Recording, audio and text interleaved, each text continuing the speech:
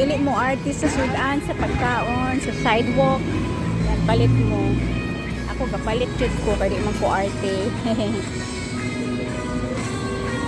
Tapos makasave ka pa, basta naga-travel ka, yan, gusto ka't makatipid. Yan, sa ani na lang ka magpalit. Limpyo man eh.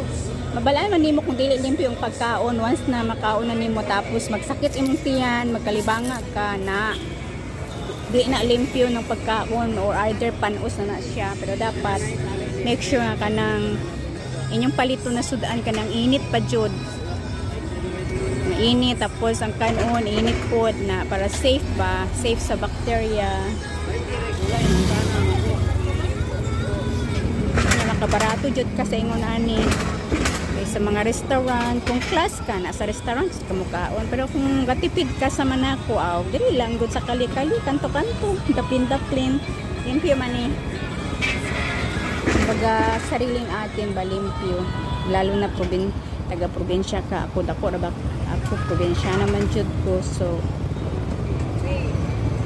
palit tagngon ani para sa atong breakfast.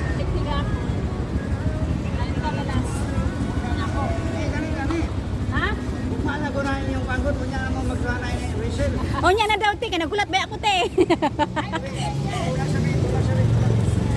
Nagulat ko te sa imong display. Sagdi lang ko si nanay ya.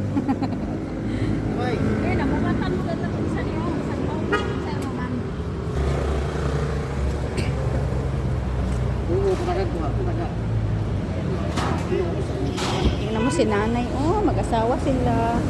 Kayod jud sila Ay, pero wag ka mga ingon ani daghan kay ni sila kwarta.